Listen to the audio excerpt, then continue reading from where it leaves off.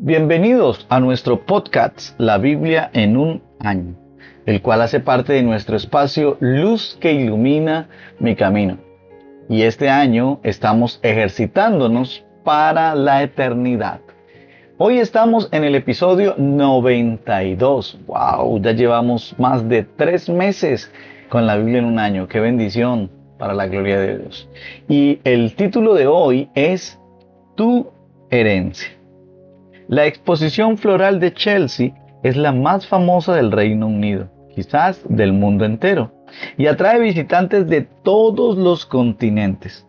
Hay 4 niveles de premios para que los concursantes se presentan. El primero es oro, el segundo es plata dorada, el tercero es plata y el cuarto bronce. Al igual que los premios para los jardines y las flores, el premio Nictian se da a las exhibiciones de hortalizas. En una ocasión, dice el pastor Nicky, escuché una entrevista a un hombre sobre su retirada después de ganar la medalla de oro durante 10 años seguidos. ¡Wow! Y al ser preguntado por el secreto de su éxito, declaró lo siguiente: aspiro a la perfección, pero me conformo con la excelencia. Muy bien esto. Busquen la perfección, escribe el apóstol Pablo por ahí en 2 Corintios capítulo 13, versículo 11. Esto lo dice en la versión Dios habla hoy. Esto es muy diferente al perfeccionismo, el cual es un rasgo de una personalidad caracterizado por el esfuerzo que hace que una persona sea implacable y que pone estándares de rendimiento excesivamente altos, acompañados de una autoevaluación excesivamente rigurosa y la inquietud por las evaluaciones de los demás. Esto lleva al miedo, al fracaso y a cometer más errores de lo normal. Puede resultar en depresión y puede traer muchísimos problemas. Esto también puede llevarnos a la ansiedad y puede también nosotros llevarnos a vivir con una mentalidad de fracasados. Sí, así es. Por lo tanto, el pueblo de Dios debemos entender que hemos sido llamados a apuntar alto. Cuando hablamos de apuntar alto, recordemos lo que dice la palabra, ¿no? La palabra de Dios dice que nosotros debemos llegar a la estatura del varón perfecto. Y ese varón perfecto es Jesucristo. Ahí es donde tú y yo debemos apuntar, llegar. Muy bien. Entonces, recordemos que de una manera muy especial, en el Antiguo Testamento, Dios da a su pueblo una maravillosa visión de su herencia, esa herencia potencial. Jesús nos motiva, nos insta y nos reta a vivir una vida como la de Él.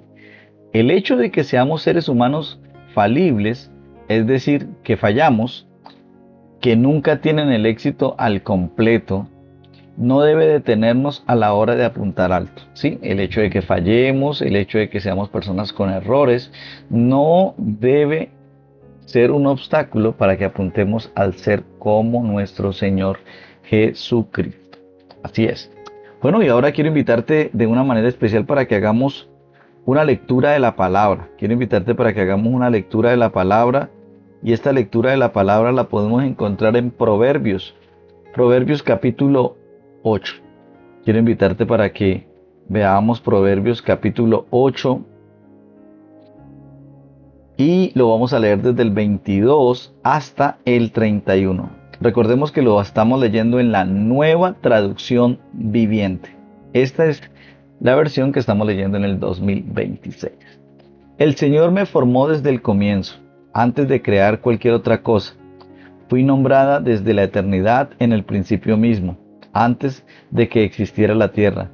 Nací antes de que los océanos fueran creados, antes de que brotara agua de los manantiales, antes de que se formaran las montañas, antes que las colinas, yo nací. Antes de que el Señor hiciera la tierra y los campos y los primeros puñados de tierra, estaba presente cuando Él estableció los cielos, cuando trazó el horizonte sobre los océanos. Estaba ahí cuando colocó las nubes arriba, cuando estableció los manantiales en lo profundo de la tierra. Estaba ahí cuando puso límites a los mares, para que no se extendieran más allá de sus márgenes. También, cuando demarcó los cimientos de la tierra, era la arquitecta a su lado. Yo era su constante deleite y me alegraba siempre en su presencia. Qué feliz me puse con el mundo que creó. Cuánto me alegré con la familia humana. Ahí está hablando la sabiduría. Bueno, y el primer punto de nuestro podcast de hoy, sí, es que debes aspirar a llenarte de gozo. Jesús quiere que tu gozo sea completo, que sea pleno. Él quiere que experimentes la alegría completa. Por allá en San Juan 15:11 dice esto: les he dicho esto para que tengan mi alegría y así su alegría sea completa. Y es que la descripción de la sabiduría personificada del pasaje de hoy tiene su eco en la manera en que el Nuevo Testamento habla acerca de Jesús. Recordemos que por allá en Juan capítulo 1 versículo 2 se nos dice que Jesús estaba con Dios en el principio. Y eso lo podemos comparar allí con Proverbios 8, 23 y 30. Y es que la sabiduría es verse lleno de alegría. Dice allí estaba yo, afirmando su obra. Día tras día me llenaba yo de alegría. Siempre disfrutaba de estar en su presencia, me regocijaba en el mundo que Él creó. En el ser humano me deleitaba. ¿Sí? Esta alegría sobreabunda, me llenaba yo de alegría y es constante, dice siempre. ¿De dónde proviene entonces esta alegría? Bueno, en primer lugar viene de la presencia de Dios, no lo olvides. En su presencia es que hay plenitud de gozo, hay alegría. Bueno, como en segundo lugar, viene de las relaciones con otras personas, el género humano. Tercero, viene de la creación de Dios, el mundo el mundo que Él creó. Dios nos ha dado de todo en abundancia para que lo disfrutemos. Eso lo podemos encontrar por allá en Primera de Timoteo capítulo 6 versículo 17. No lo olvides. Dios nos ha dado de todo en abundancia para que lo disfrutemos. La alegría que Jesús experimentó en su relación con Dios Padre lo fortaleció en su vida en la tierra. Fija la mirada en Jesús, quien por el gozo que le esperaba soportó la cruz. Eso lo podemos ver por allá en Hebreos capítulo 12, versículos del 2 a 3. Y es que Jesús nos enseña a apuntar alto con nuestras vidas y nunca limitarnos a aguantar con lo que hay, sino perseverando en las dificultades y buscando siempre el gozo de la presencia de Dios. Vamos a hacer una oración. Señor, gracias porque quieres que tu gozo esté en mí y que mi gozo sea pleno. Oro para que nunca me conforme con menos. Guía mi vida en el nombre de Jesús. Bueno, vamos a hacer otra lectura bien especial y ahora quiero invitarte para que vayamos a el Evangelio según San Lucas. En el Nuevo Testamento vamos a leer San Lucas capítulo 9. Vamos a estar leyendo desde el versículo 1, desde el versículo 10 hasta el 27. Recordemos San Lucas capítulo 9, versículos del 10 al 27 en la Nueva Traducción Viviente. Jesús alimenta a 5,000. Cuando los apóstoles regresaron, le contaron a Jesús todo lo que habían hecho. Luego él se retiró con ellos sin llamar la atención hacia la ciudad de Betsaida. Pero las multitudes descubrieron a dónde iba y lo siguieron. Jesús los recibió y les enseñó acerca del reino de Dios y sanó a los que estaban enfermos. Al atardecer, los 12 discípulos se le acercaron y le dijeron: despide a las multitudes para que puedan conseguir comida y encontrar alojamiento para la noche en las aldeas y granjas cercanas. En este lugar alejado no hay nada para comer. Jesús les dijo: denles ustedes de comer. Pero lo único que tenemos son 5 panes y 2 pescados, le respondieron. ¿O esperas que vayamos y compremos suficiente comida para toda esta gente? Pues había alrededor de 5,000 hombres allí. Jesús les respondió: díganles que se sienten en grupos de 50 cada uno. Entonces todos se sentaron. Jesús tomó los 5 panes y los 2 pescados, miró al cielo y los bendijo. Luego, a medida que partía los panes en trozos, se los daba a sus discípulos junto con los pescados para que los distribuyeran entre la gente. Todos comieron cuanto quisieron y después los discípulos juntaron 12 canastas con lo que sobró. Declaración de Pedro acerca de Jesús. Cierto día, Jesús se alejó de las multitudes para orar a solas. Solo estaban con él sus discípulos y les preguntó: ¿Quién dice la gente que soy? Bueno, contestaron, algunos dicen Juan el Bautista, otros dicen Elías, y otros dicen que eres uno de los antiguos profetas que volvió de la muerte. Entonces les preguntó: ¿y ustedes quién dicen que soy? Pedro contestó: tú eres el Mesías enviado por Dios. Jesús predice su muerte. Jesús les advirtió a sus discípulos que no dijeran a nadie quién era él. El Hijo del Hombre tendrá que sufrir muchas cosas terribles, les dijo. Será rechazado por los ancianos, por los principales sacerdotes, por los maestros de la ley religiosa. Lo matarán, pero al tercer día resucitará. Entonces dijo a la multitud: si alguno de ustedes quiere ser mi seguidor, tiene que abandonar su propia manera de vivir, tomar su cruz cada día y seguirme. Si tratas de aferrarte a la vida, la perderás, pero si entregas tu vida por mi causa, la salvarás. ¿Y qué beneficio obtienes si ganas el mundo entero, pero te pierdes o destruyes a ti mismo? Si alguien se avergüenza de mí y de mi mensaje, el Hijo del Hombre se avergonzará de esa persona cuando regrese en su gloria y en la gloria del Padre y de los santos ángeles. Les digo la verdad, algunos de los que están aquí ahora no morirán sin antes ver el reino de Dios. ¡Wow! ¡Qué bendición! ¿Cierto que sí? Cuando podemos nosotros ver esta maravillosa palabra. Bueno, y es que lo segundo es que debes aspirar, el segundo punto de nuestro podcast de hoy es que debes aspirar a estar lleno de amor. Recuerda que Jesús es el ejemplo supremo de amor. Es decir, no hay nadie en este mundo que ame más que Él. Incluso el mundo secular suele reconocer esto. En la revista Time, en un momento determinado ellos publicaron esto: Jesús, el símbolo más persistente de pureza, generosidad y amor de la historia de la humanidad en Occidente. Recuerda, Jesús te ama y se preocupa por tus necesidades físicas, por todas las necesidades, también las emocionales. Jesús sabe que necesitas esposo o esposa para aquellos que están solteros. Jesús sabe lo que estás viviendo. Jesús sabe y se preocupa por todo lo que estás atravesando. Mira que en lugar de despedir a la multitud hambrienta para que buscaran su propia comida, Él hizo que sus discípulos los alimentaran de una manera milagrosa. Si a Jesús no le hubiera importado la condición humana en la que ellos estaban, simplemente no hubiera hecho nada. Pero ahí se muestra cómo Jesús está interesado por tu ser integral: espíritu, alma y cuerpo. Y otra vez volvemos a ver algo muy parecido cuando alimentó a los 4,000, ¿sí? Y a los 5,000 también. Y es que el único milagro, aparte de la resurrección, registrado en los 4 evangelios, es el de los 5,000, la alimentación a los 5,000. Se nos recuerda lo mucho que Jesús puede hacer con lo poco que le ofrecemos, así como el hecho de que Jesús nos hace parte de sus milagros, lo cual es un privilegio inmenso. Yo no sé qué situación estás pasando, pero tal vez puedes llegar a pensar que lo que tienes es poco. Lo que yo quiero decirte hoy de parte de Dios es que eso poco que tú crees que tienes, lo pongas en la presencia de Dios, entrégalo en las manos del Señor y Él se encargará de bendecirlo en gran manera. Es que los discípulos de Jesús empezaron a comprender quién es a Jesús en realidad cuando Él les pregunta: ¿y ustedes quién dice que soy yo? Pedro, de una manera sorprendente, responde: el Cristo de Dios, ¿sí? El Mesías.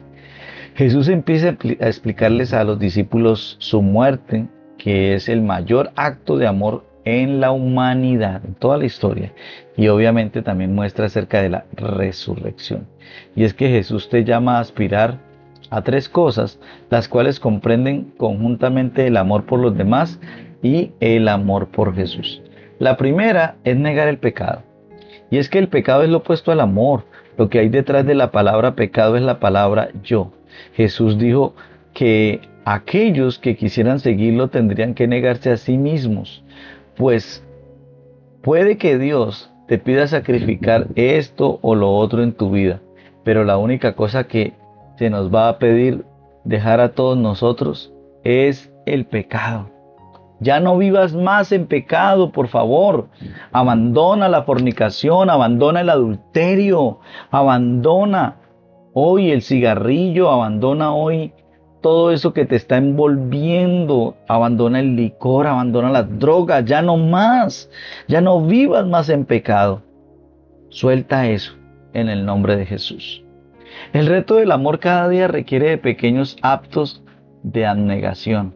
Nunca lo olvides. Bueno, y así como lo primero fue negar el pecado, lo segundo es negarse a sí mismo. Recuerda que Jesús dice, si alguien quiere ser mi discípulo, que se niegue a sí mismo, lleve su cruz y cada día y me siga. Porque el que quiera salvar su vida la perderá, pero el que pierda su vida por mi causa la salvará. En efecto, Jesús nos invita a seguirlo y a morir. Hoy en día la cruz es un símbolo de esperanza, pero aquel entonces o aquella época lo era de dolor, vergüenza, desgracia y en última instancia muerte. Recuerda que Jesús dijo que si vives una vida de ambición egoísta, aun cuando seas la persona más exitosa de todos los tiempos, ganes el mundo entero, no te servirá para nada. El camino para encontrar la vida en toda su plenitud es abandonar tu vida por el amor de Jesús y de los demás. Por lo tanto, hoy para ti y para mí de parte del Señor son las siguientes palabras. Toma tu cruz cada día y sígueme, dice el Señor. Y es que querer entregar tu vida es el acto de amor supremo. ¿Qué? Sí, así como Jesús tuvo un acto de amor supremo, nosotros también, cuando tú le rindes tu vida al Señor, cuando tú le entregas tu vida al Señor y le dices, Señor, quiero que seas el Señor de mi vida. Jesús es el ejemplo supremo de amor. Él nos amó primero. Él fue el primero en darnos ese ejemplo. Él te llama a ti, me llama a mí.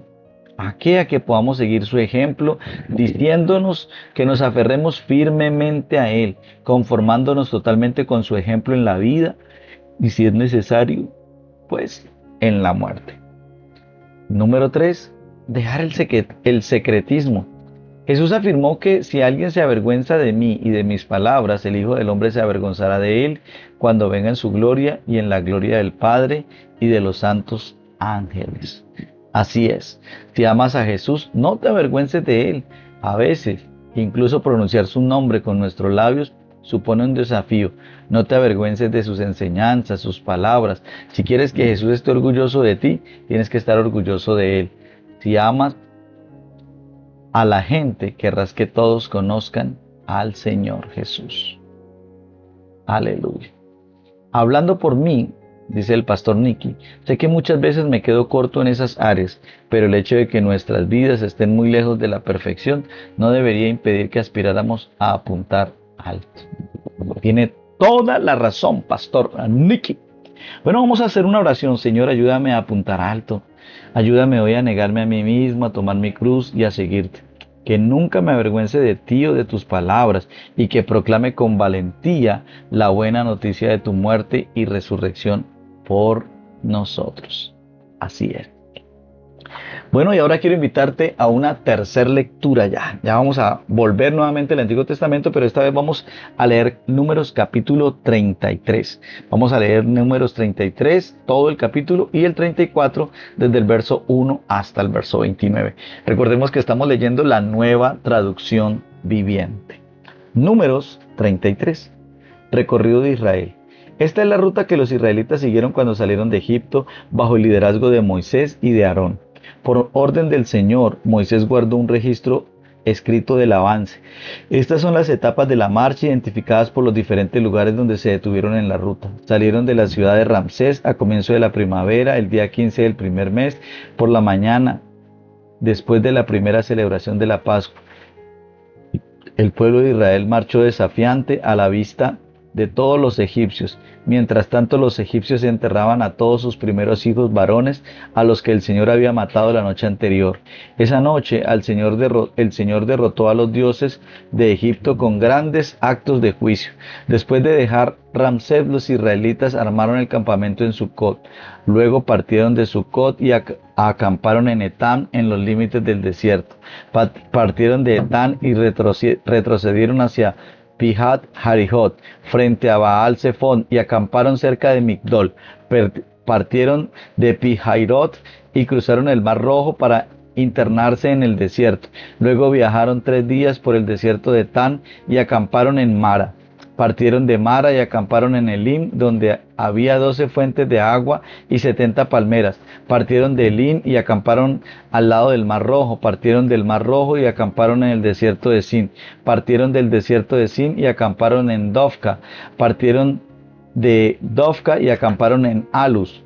Partieron en Alus y acamparon en Refidim, donde no había agua para que el pueblo bebiera. Partieron de Refidim y acamparon en el desierto de Sinaí.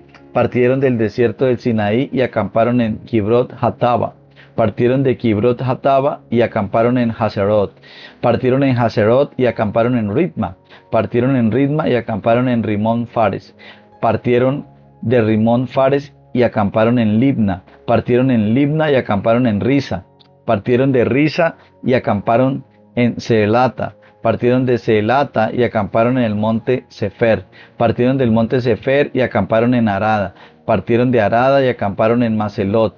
Partieron de Maselot y acamparon en Tahat. Partieron de Tahat y acamparon en Tara.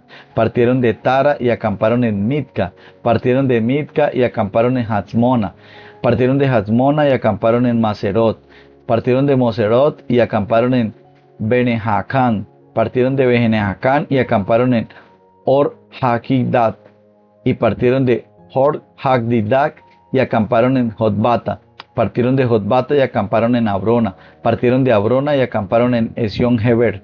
Partieron de Esión Geber y acamparon en Cades, en el desierto de Sin. Partieron de Cades y acamparon en el monte Hor, en la frontera de Edom. Mientras estaban al pie del monte Hor, el Señor ordenó al sacerdote Aarón que subiera al monte, y allí murió. Eso sucedió a mediados del verano, el primer día del 5.º mes, a los 40 años de la salida de Israel de Egipto. Aarón tenía 123 años cuando murió en el monte Hor.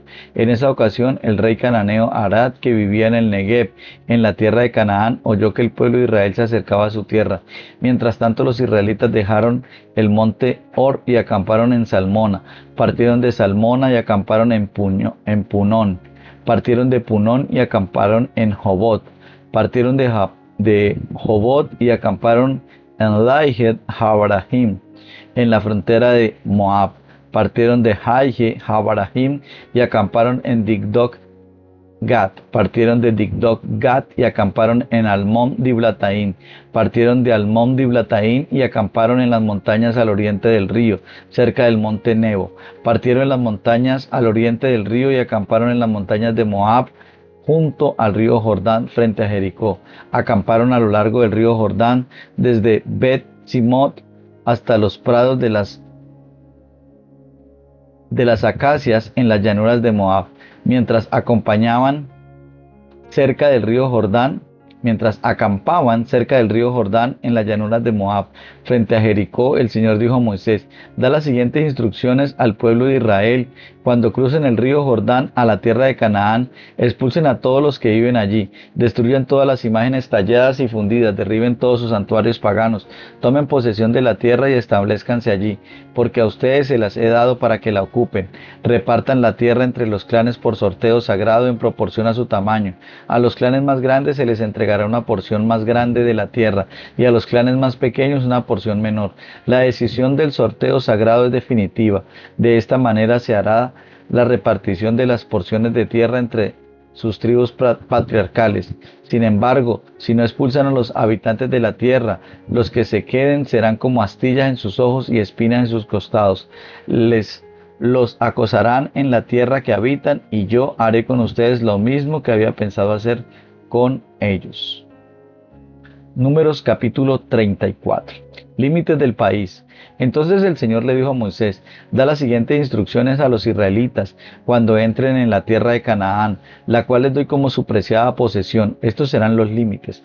La porción sureña de su país se extenderá desde el desierto de Sin a lo largo del límite de Edom. La frontera sur empezará al oriente del Mar Muerto y se extenderá hacia el sur, pasando por el paso de los Escorpiones rumbo a Sin, el extremo sur de Cades Barnea, y de allí seguirá a Hazar Hadad hasta llegar a Asmón. De Asmón el límite girará hacia el arroyo de Egipto y terminará en el mar Mediterráneo. La frontera occidental será la costa del mar Mediterráneo. La frontera norte empezará en el mar Mediterráneo y se extenderá hacia el oriente del monte Hor, y luego a Lebo Hamat, pasando por Sebat y Sifrón hasta Hazar Enán. Esa será la frontera norte. El límite oriental empezará en Hazar Enán y se extenderá al sur hasta Sefán, y bajará a Ribla al oriente de Ain. De allí la frontera descenderá a lo largo de la orilla oriental del mar de Galilea y luego a lo largo del río Jordán hasta llegar al mar Muerto. Estos son los límites de su tierra. Entonces Moisés les dijo a los israelitas: este territorio es la patria que se repartirá por sorteo sagrado entre ustedes. El Señor ordenó que la tierra sea repartida entre las 9 tribus y media restantes. Las familias de las tribus de Rubén, de Gad y de la media tribu de Manasés ya recibieron sus porciones de tierra, al oriente del río Jordán, frente a Jericó, hacia la salida del sol, líderes para repartir la tierra. Entonces el Señor le dijo a Moisés: el sacerdote Eleazar y Josué, hijo de Nun, son los hombres designados para repartir las porciones de tierra entre el pueblo. Además, recluta a un líder de cada tribu para que los ayude con la tarea. Estas son las tribus y los nombres de los líderes. Tribu de Judá: líder, Caleb, hijo de Jefón. Simeón: Semuel, hijo de Abiú. Benjamín: Elidad, hijo de Quislón. Dan: Buki, hijo de Jogli. Manasés, hijo de José. Haniel, hijo de Efod. Efraín, hijo de José. Kemuel, hijo de Siftán. Elisafán, hijo de Parnac. Zabulón: Isaacar, Paltiel, hijo de Asán. Aser: Ayud, hijo de Selomi. Neftalí: Pedael, hijo de Amiud. Estos son los nombres que el Señor nombró. Estos son los hombres que el Señor nombró para repartir las porciones de tierra en Canaán entre los israelitas. ¡Qué bendición! Bueno, ya después de leer números 33 y 34, vamos al tercer punto de nuestro podcast de hoy, que es: aspira a ser lleno del Espíritu Santo. En este pasaje describe la herencia que Dios ha dispuesto para su pueblo. Aunque marcharon osadamente, vagaron por el desierto durante 40 años, nunca disfrutaron completamente de su herencia. Al predicar en el libro de los Hechos, Pablo explica que Dios dio la tierra a su pueblo en herencia. Eso lo puedes leer por allá en Hechos capítulo 13, versículos del 17 al 20. Prosigue diciendo: nosotros les anunciamos a ustedes las buenas nuevas diciendo: respecto a la promesa hecha a nuestros antepasados, Dios nos la ha cumplido plenamente a nosotros, los descendientes de ellos, al resucitar a Jesús.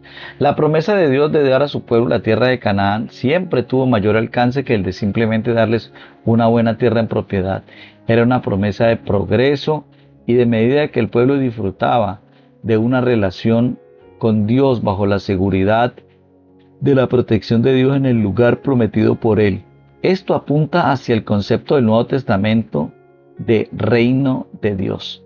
Y es que la espera de la presencia y el gobierno de Dios, esto es lo que se cumple en Jesús y lo que tú puedes comenzar a experimentar en este mismo instante. En Cristo, tu herencia es la herencia eterna prometida, lo dice por allá en Hebreos 9:15. Se trata de una herencia indestructible, incontaminada e inmarchitable.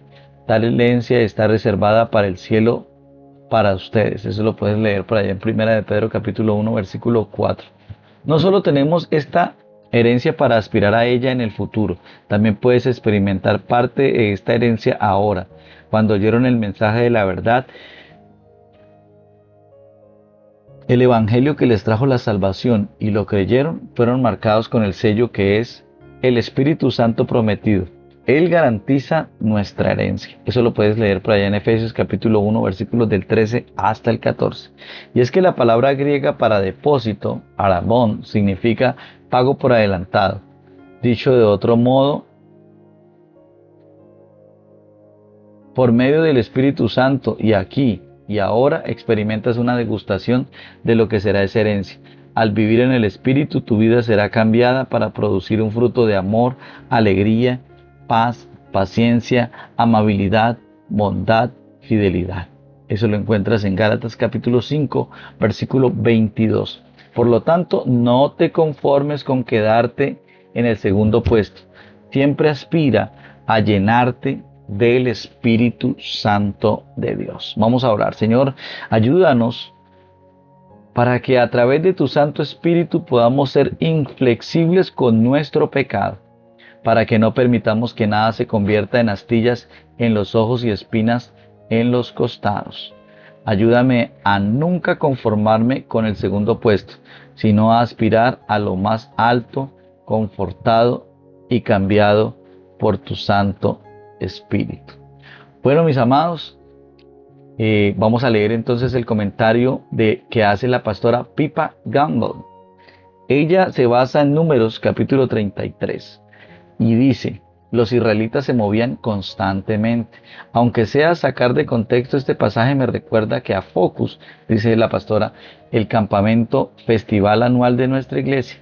Lo bueno es que una vez que hemos llegado a Summerlight State en julio y hemos montado nuestras tiendas, no tenemos que mudarnos inmediatamente. Recuerde lo que dice: conquisten el país y establezcanse en él, porque yo se los entrego a ustedes para que lo ocupen. Solo nos establecemos por 6 días en Focus. Deberían repartirlo por suerte entre los clanes de todas las tribus. A los clanes numerosos se les dará un territorio grande y a los pequeños un territorio pequeño.